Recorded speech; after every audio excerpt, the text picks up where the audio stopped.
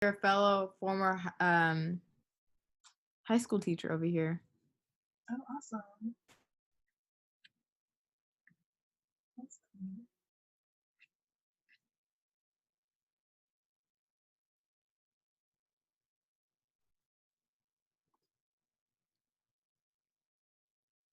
There's so much to talk about. I feel like I'm rushing, but Yeah, I don't want you to feel like you're rushing. We're really gonna get like started more into like your creative process, so people can start feeling excited and inspired, and like laying out like we've laid out kind of like the framework of you taking risks, betting on yourself.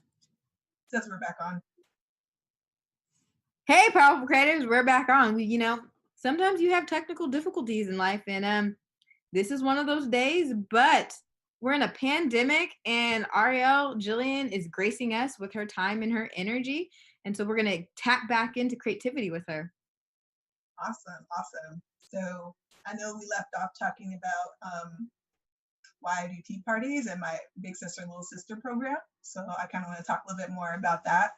Um, but yeah, I just saw a need for girls to have really good role models. I think it's really important these days, especially at the ages of like between 8 and 12. Like you're really impressionable. And I just remember all of my role models at that time. It's predominantly your mother and your relatives, but just having someone who like looks after you and actually wants to see you win and wants to see you succeed is something that I really love pouring into young girls. So, I invite my friends and I tell them to invite a young girl as well, between the ages of like 5, 12, and 13, something between those ages. And I tell them they need to wear a dress. They have to dress up. And sometimes, like, I think 2019, I told them all to wear hats and to dress similar to each other. And so it was a really cute day. We went to Cafe Intermezzo in Midtown and we had a cute tea party. We took a lot of pictures and it was just a great experience. And I think that's something that young girls will really remember.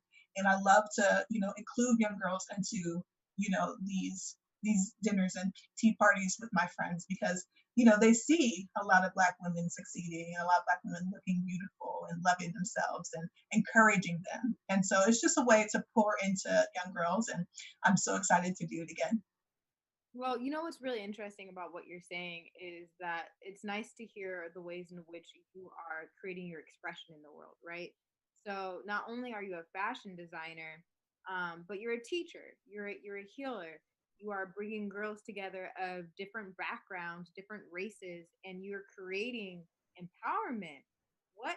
How do you wake up in the day to be like, I'm going to go out in the world and create this? What's your thoughts? How do I wake up and do? Um, wow. I think a lot of it is staying awake and aware of where you are and of just life's many small blessings. I think a lot of times as adults, we can get stuck in a rut or worried about something in our lives, like bills, how we're going to pay something, or something that's going on at work, and we can just forget about our surroundings and forget about the people in our lives, especially the children in our lives. And for me, pouring into children is one of the most important things that you can ever do. And I think sometimes it's overlooked because you don't get All right, this is Trixie Mental Health. monetary Yeah, I guess. you don't get any monetary things from helping children, because they don't pay for anything. But I feel like in the long term, you don't Yeah, get I know. but you get their love and and they know that you care about them and that you respect them. And it's a long term, investment. You know, the reason why I pour into kids 10 years from now, who knows what they'll be if they have that role model or somebody. You know, I make it a thing to go out in my crowd and really talk to children, talk to girls, take pictures with them, take videos with them, put the crown on their head. Some girls have never even had a crown on their head. There's one girl who I put a crown on her head and she pushed it away. I was like, what? You don't want to wear it? And so some of them just haven't even been in that culture. Now, granted, there are some girls who are able to, be in ballet classes or, be in etiquette classes or take dance lessons or be in mini pageants. but there is a lot of girls who are not able to do that. So, I live in a very diverse population with a lot of refugees and first-time Americans. And so I really see the need for showing them, class and grace and creativity and how it is to be a lady, what it's like to be a woman. So, What's interesting is you talked about being stuck, right? mhm, So we are in a pandemic. Many yes. people have lost their jobs. Individuals are very fearful about what is to come next. And then you Mhm, also talked about some of the communities that you work with. You yes. work with communities who are refugees. You work with communities who are first time Americans, or first time in this country, right? So there are a set of obstacles naturally with those particular life circumstances. And yet you are finding time during a pandemic to intentionally create spaces. How are you doing that? Right. It's really about, pushing through it. I think a lot of people are getting really stuck in COVID and becoming depressed. And, you know, sometimes when you watch the news, it can really get to you. So I know what's happening, I know what's going on, but I also know how to turn the news off and look around me and see that, life is still good. Life is still moving forward. We still need to, live each day and not be afraid, but have faith and be safe as well. When I go out, I do wear masks and I take all precautions, but I'm also still out in the community because, you know, you can even look at some states' numbers, even though they're still locked down, their numbers are going up. So it's like inside or outside, they're still at risk. So I choose to still live through it, take the precautions and, be as safe as can be. But, there's still life happening. Children are still growing up. They still need role models. They still need teachers. I also tutor.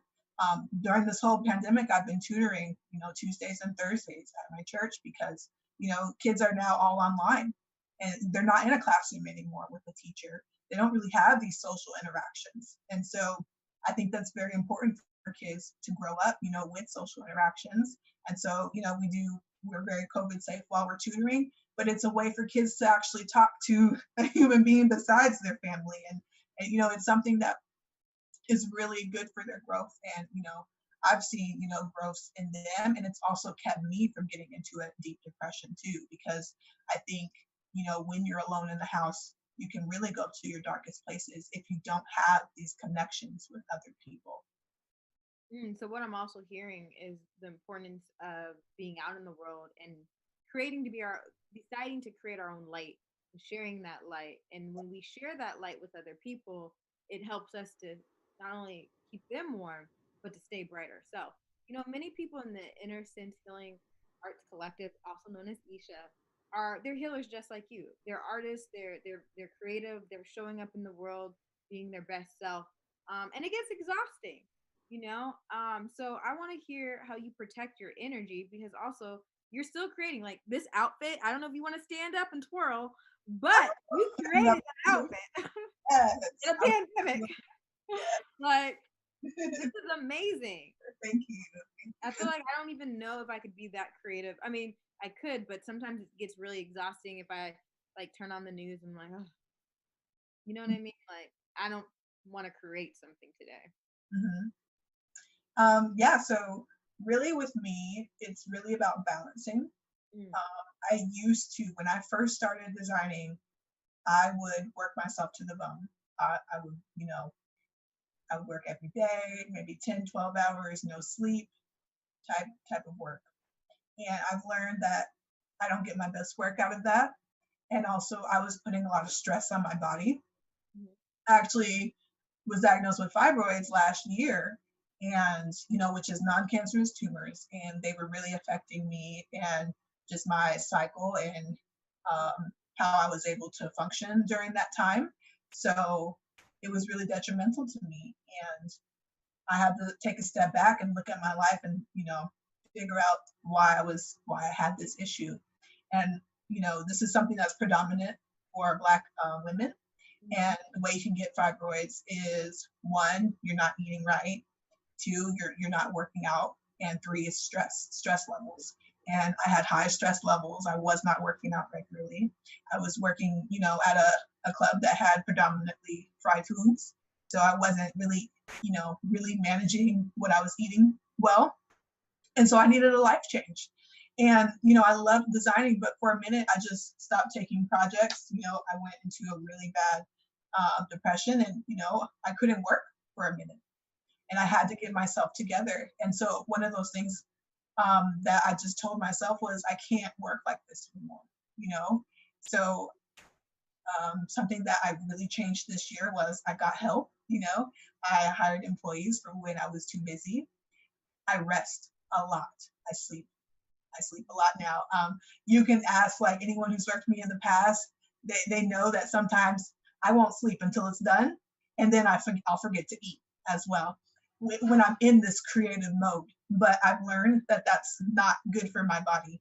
So I started to sleep more. I have a regular schedule. I wake up at a regular early time and I won't push myself. If something's not done, I'll do it tomorrow. And that's really helped me.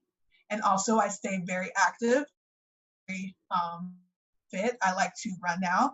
I'm a runner, which I'm so excited about because I would never think I would say that. I try and exercise at least 5 times a week, and I'll just go outside and jog and, or do something from YouTube. And it's not that hard to stay, motivated. I love listening to music. I'm very musically inclined, so I'll just put on my headphones and I'll run. And when I tell you it's a night and day difference, it's a night and day difference. Like I'm still able to be creative, more creative than when I started. I'm able to still turn things out in a good amount of time. Mm-hmm. And I'm able to rest. And I never thought this was possible. And one other thing that I think really helps me stay creative is not having a ton of bills and things to work around. When you're an artist, you really need time to tap into your creativity. You need that time. And a lot of us can get boggled down with trying to pay bills, trying to stay on top of things. And, when you're focused on working to make money, your art and your creativity kind of is on the back burner. And so here I was very intentional on getting my bills down to a very small amount and paying things in advance. So I actually have time to breathe. I have time to just focus on my art and not have to worry about, paying these crazy bills because I have a studio in Atlanta or something, which I used to have, and it was extremely expensive. So I had to make sure that I had to pay for these things.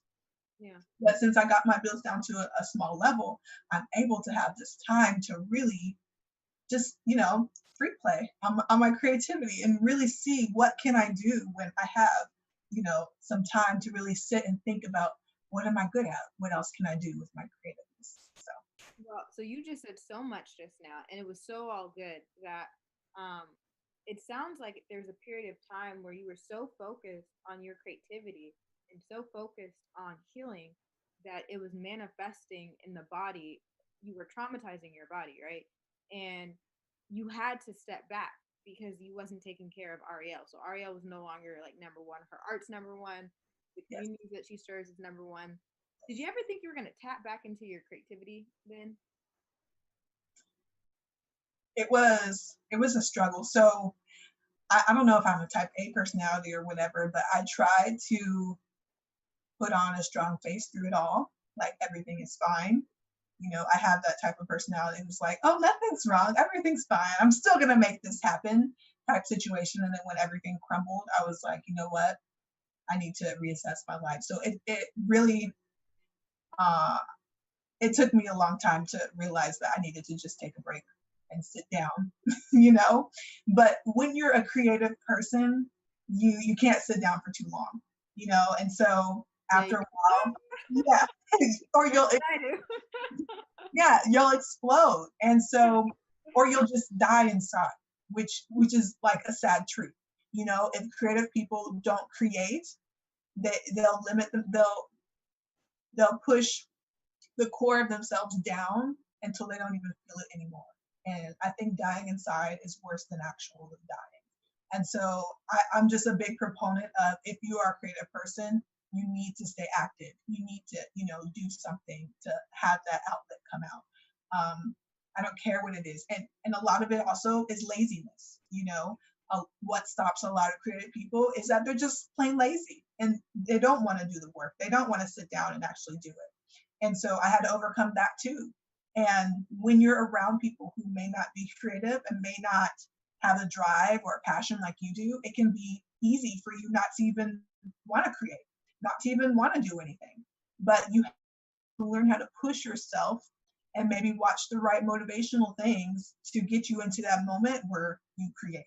Because I think that's like the number two things that stops creative people is just flat out laziness and, you know, just not pushing it off to the next day or the next day. Yeah. So when you get to that point where maybe you're feeling lazy or depression and it's weighing you down, what's your go-to song to kind of tap into your creative juices? Oh, okay. So one of my favorite artists, Janelle Monáe, and her song "Tight" is one of my favorite songs, and it's literally about you have to live life on a tightrope. You can't go too high, you can't go too low. You have to stay in the middle, which, you know, is literally how I live my life. I live my life right, bouncing on a tightrope type situation, you know, because that's what makes life meaningful. You know, I think um, if I did not do anything creative, life would just not be meaningful. And I don't want a non meaningful life. I want to wake up every day ready to go, ready to do something. I want butterflies in my stomach because I know I'm trying something new. You know, I'm trying something different. You know, I don't want to just go through life and just worry about what am I going to eat for dinner. That's just not the life I want. You know I have more inside of me. And I think if more people. So how do you pull out that you like you said I know I heard the little bass come out. Yeah. When you know you feel that. How do you know that? Yeah. You just light up when you see certain things, you know, like if I see a gown that I love, I'll just be like, oh my gosh, it's beautiful. There's one of my favorite designers, her name is Will Kay. She had this amazing collection, and when I tell you I cried when I saw it because it was so beautiful. It just touched now, you. yes. Now when something moves you to tears as an artist, you know you have a passion for it, you know you have a drive for it, you know, like. And I think that's with anyone. Like, what is that moves you? What is it that moves you to tears and makes your eyes light up? You know? And it's crazy because a lot of people haven't even asked themselves these questions or have had this question asked to them. And you know, and it's really like, okay, find what moves you. And it's not just fashion that moves me. You know, I started pageantry because I was watching the women on stage. I was watching like some YouTube reruns of pageantry. And at first I was just watching it for the dresses because I love gowns and evening wear. And I was like, oh, these gowns are so beautiful. They're coming down the stage. They're absolutely gorgeous. And then I started watching what else they did and how they were in the community. They knew what was happening in the community. They went to different functions and they supported people. And they're all about class and elegance. And I was like, wait, that's me too. I love this type of stuff. I love helping people. You know, I love being in the community and helping kids and stuff like this. And I was like, well, maybe I can do that as well because, you know, it moved me. And so that's what made me inclined to do that. I'm also a singer, you know, and I love. Oh, you hit a note. Can we hear something? You now you can Oh man, put me on the spot. You said it. You know, just say it. Maybe I'll sing something at the end. I'll do that. You know, I'm gonna circle back to this. Yeah, definitely circle back. The art community, they love their music, so I know they're like, lay it on me, Ariel. Yeah, so I'll sing something at the end. But yeah, so I love music, and that moves me too. And I've always been an inquirer in my life. And something this year just really hit me and was like, I need to pursue music as well, you know, because it's something that moves me. And I just want more people to really just tap in to figure out what moves you, what makes you light up, what are you always doing. If you're always talking, that's a passion. That's something you love to do. And I think you should pursue it more. You know, if you're doing makeup, then that's something that you should pursue more. Tap into it. How bold can you get? How creative can you get with that? And so, you know, one thing that I'm also starting to do is become a life coach and a self-esteem coach.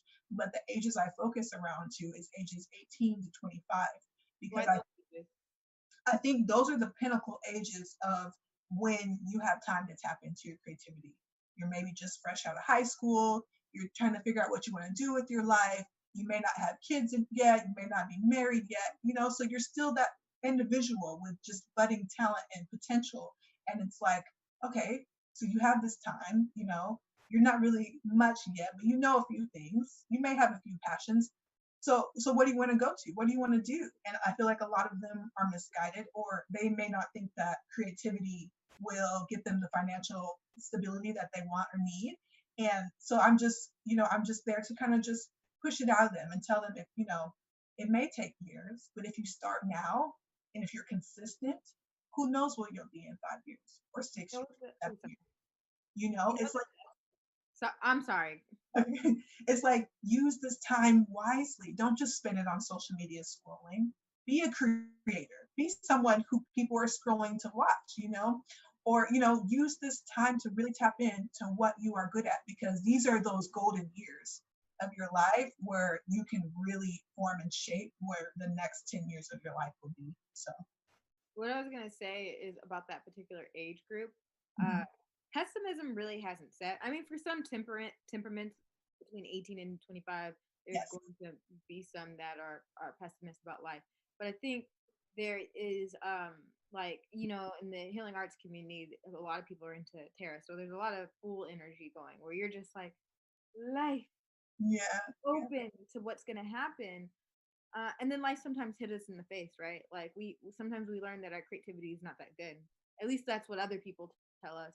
And so Mhm. then a shell comes upon us. Have you ever had an experience where someone says, Ariel, your art's just not good? And if so, how did you persevere through some of those feedback that really kind of like hurt you at your soul?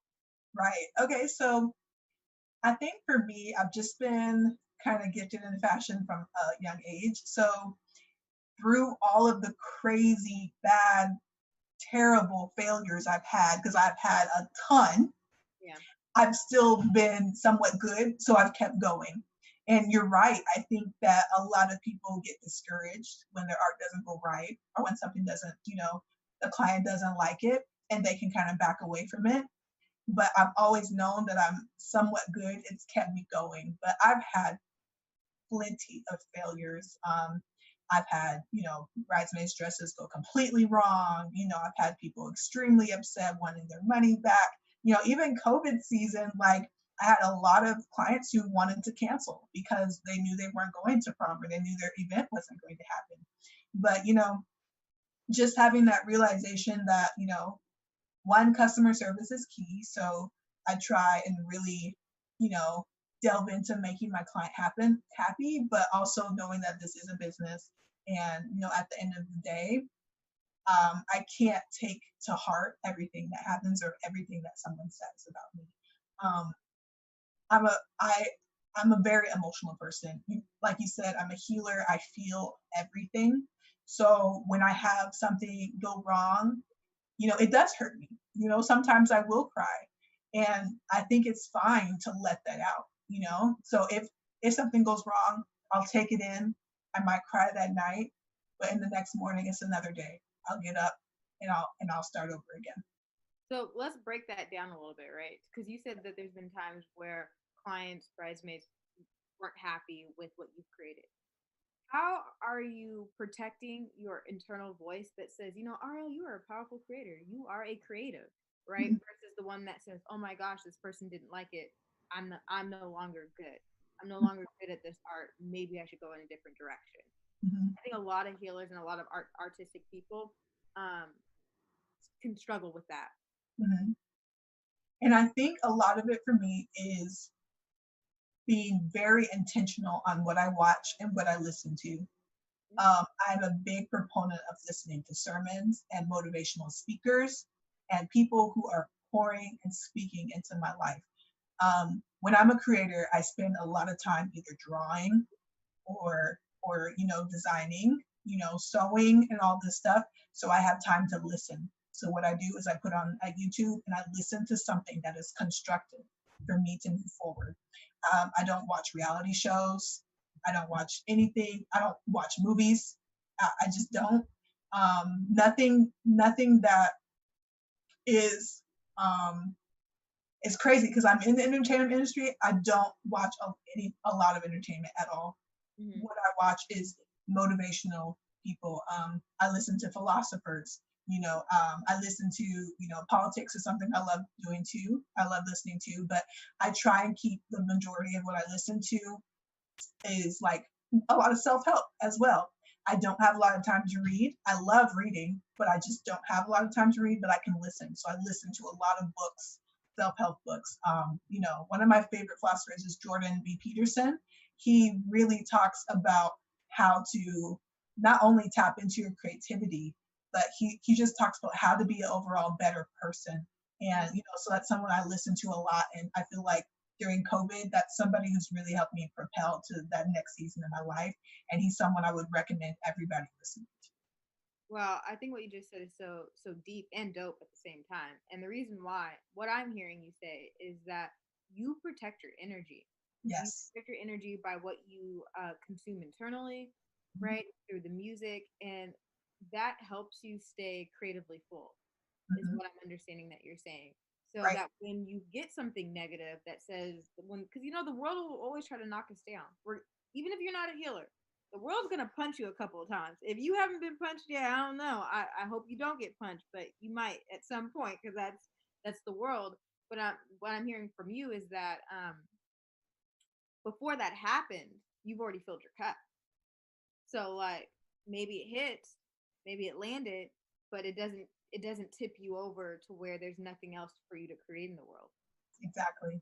Exactly. So I'm a big proponent of protecting what I let into me. And, it helps as well because when I'm full, that means that I can be there for others and other creatives and other artists, and I can pour into them as well because I've spent so much time working on myself and listening to these life coaches and self-helps and really how to become a better person that I have more than enough for somebody else. And so, I've really taken upon myself to be the best version of myself so that I can be there for someone else and be that listening ear who's very level-headed, because there is a lot of negativity happening. And not saying I don't go through a lot in my life, but I know other people struggle too. So I like to be that listening ear of, just calm, so that other people can, also, tap into whatever they're doing. So what's next for Miss Stone USA celebrity fashion designer Ariel Jillian? Little Birdie told me that you're about to have one of the biggest events happening right now in Atlanta. So I mean, I kind of want to get in on this. Yes. So yes, I am very excited. I'll be planning one of my first fashion shows in 3 years that I'm doing on my own. And I You're am, doing it on your own too. yes. And Phenomenal. thank you. And so it will literally be just a compilation of everything that makes me me. So this is not your average fashion show at all, because I want everyone to stop thinking that they only have to be one thing or one type of person or, have, one type of face. There is a lot of things that's made me who I am, Mm. whether it be being an AKA, being in a sorority, whether it being a teacher. Like I loved that part of my life and I still am, teaching on the side and stuff like that. Whether it being a designer, a singer, like everything, every component that makes me is what makes, is what I pour into my fashion. And so that's what I want to show at the fashion show, which will be January 23rd. I'm so excited. And I'm just, COVID has really stopped a lot of plans this year. It stopped pretty much every event I was going to be in or had someone in. And so this is a compilation of a lot of work this year that has not been seen. So I'm just so excited to be able to showcase this fashion show, and it will be streamed live as well. And, just show people how far, I've tried to push the boundaries of my own creative limits. Oh, this is so amazing. What I'm hearing is that your fashion show not only is going to show the complexities of being a human being, right? And I like that you said about having different faces because I think, in our society, when you show that maybe there are multiple sides to your personality, we're so quick to call it fake. It's like, oh, so and so's like maybe reserved in this space, but like boisterous in this other space. But it's like we're human beings and we're so there's depth to us. We're complex. So, Very complex. right. Yes. It depends on sometimes the setting that we're in. So I hear your fashion show being an embodiment of human complexities of yourself, and that you're sharing these versions of yourself with others, which I'm super excited for. And then I also hear that it's a way to persevere, because collectively we have all been in a very dark time with the pandemic and um, racial injustice. We all have very different opinions about this vaccine, right, and what the solution is, and it's a dark time for so many of us. And I'm hearing that, like, even in a dark moment, you are creating a space to show people that they can shine brightly and do something new. And that's really what it's all about. It's like during this crazy dark time of COVID, like there's been a lot of deaths, a lot of setbacks, a lot of anxiety, depression. I've seen it firsthand. I've experienced it firsthand. And so I know what people are feeling and experiencing. And I just want to show some type of hope and light and love, and that, with faith, like you can move mountains. And so that's like the biggest proponent. Huh? Yes, the Stone Mountain, just trying to move some mountains, and so I'm just so excited to be able to do this and put on this production. And it really is about teamwork as well. There are so many, people I've run across to in Atlanta and even in all the other places I've lived that are just creative in their own rights. And so it's a compilation of all of these creatives I know putting together something for the greater good. And so I'm just so excited to produce this fashion show, and I cannot wait until it airs January 23rd. Well, and definitely I have to ask this. We are in a pandemic, so with your fashion show being so multi-layered, how are you going to approach safety measures? Right. So we're definitely going to be COVID safe at the show. We're going to take temperatures at the door. Masks are required for all of our guests, and our seats will be 6 feet apart for those who don't know each other. So yes, it'll definitely be a safe place for everyone. We are limiting seats for the live show, but we will be streaming it live as well. So for anyone who wants to show up, extremely scared of COVID, or may just want to stay even safer, you can watch it online as well. I really love how responsible you are. You spoke a lot earlier just about being a role model, and I think, because I know Georgia pretty much is an open state. I don't live out there, so I don't know what all the regulations are, but I do really appreciate how you're implementing safety measures, especially since you're going to live stream this event for the whole entire world. Yes. How do we follow you? How do we tune into this?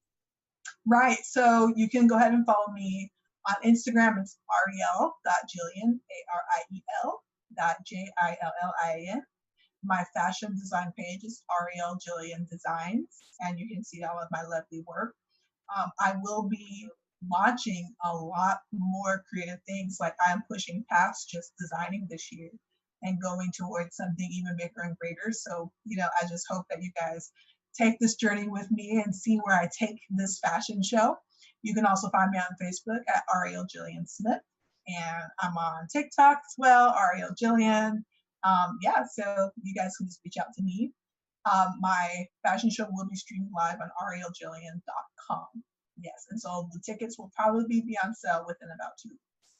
Oh, beautiful. And before we close out, Ariel, you are 27. What would you tell 17-year-old version Arielle how she was going to live through her art? How would I tell 17? Where was I? I guess I was in college.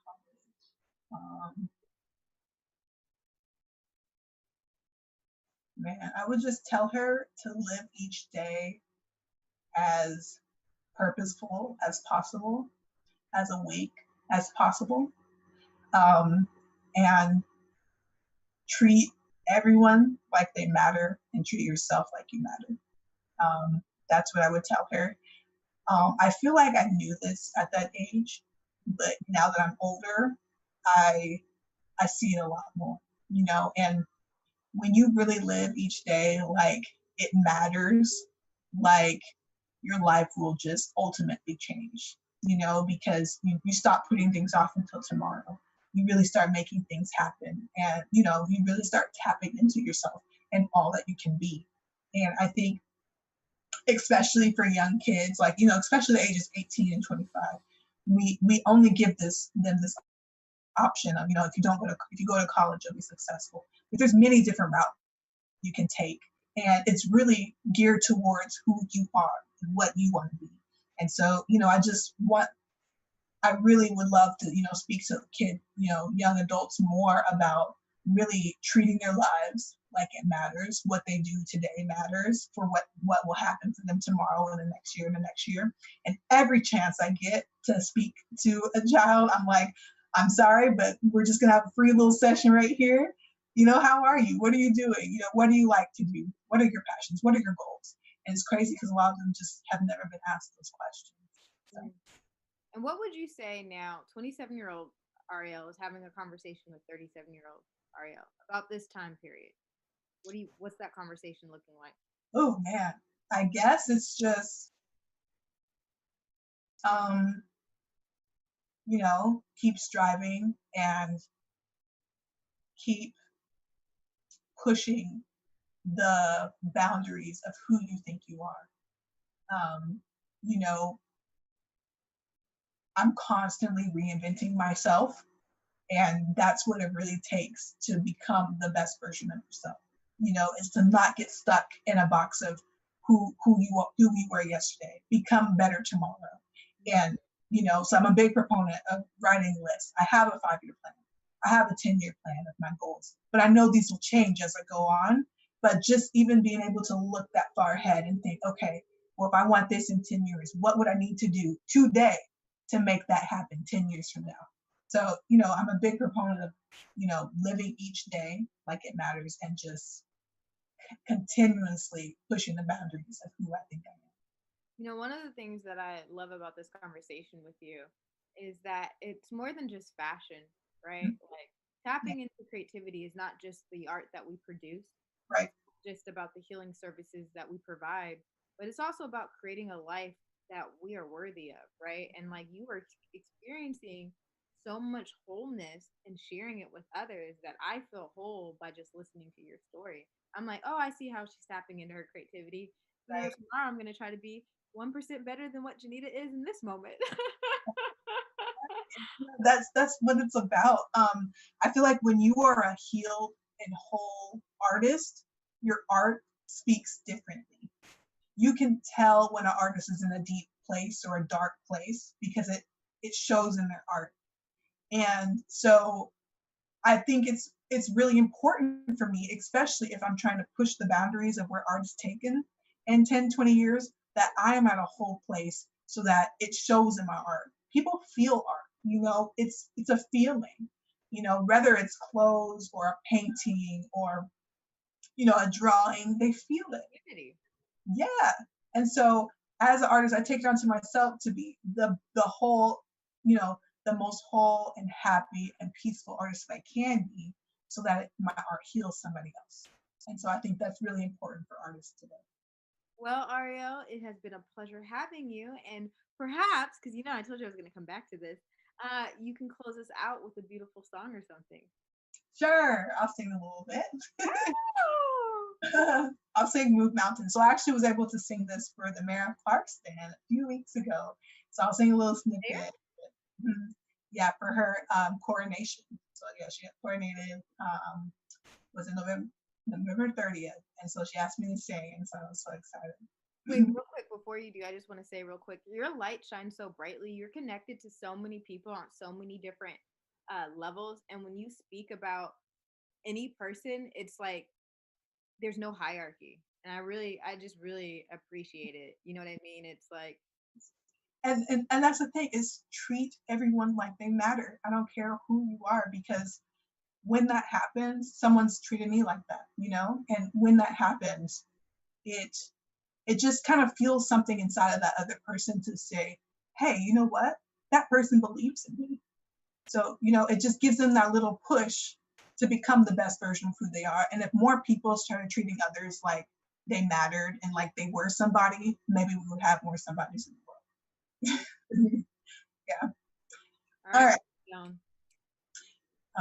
You're broken down and tired, living life on a merry-go-round, and you can't find the fighter, but I see it in you, so we're gonna walk it out and move mountains. We're gonna walk it out and move mountains. And I'll rise up, I'll rise like the day, I'll rise up, I'll rise unafraid, I'll rise up, and I'll do it 1,000 times again. For you, for you, for you.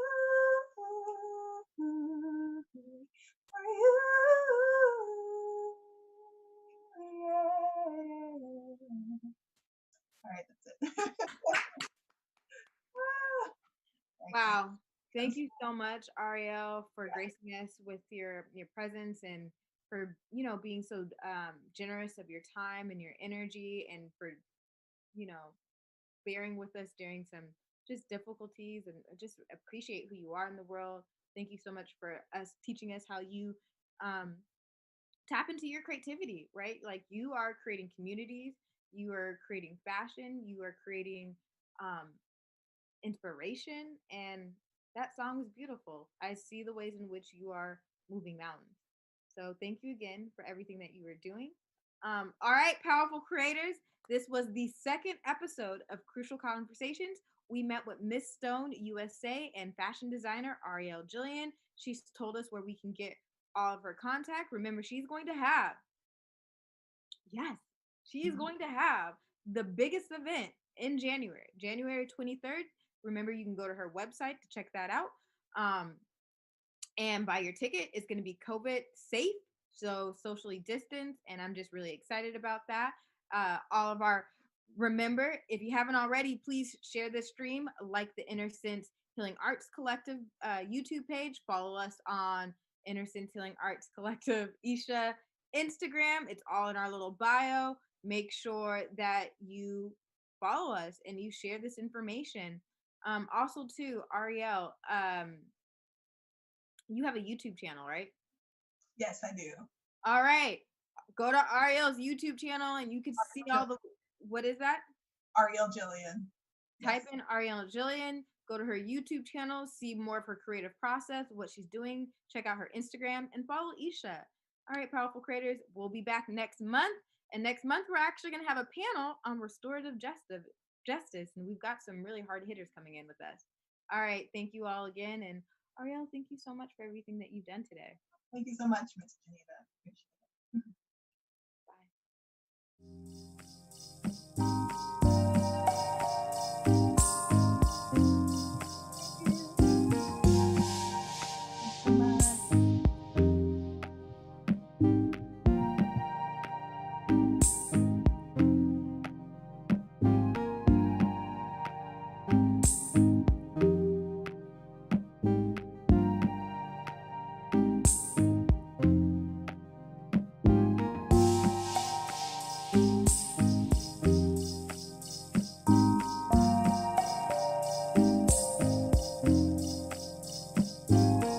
Yeah, of course. Thank you so much for everything. Bye-bye.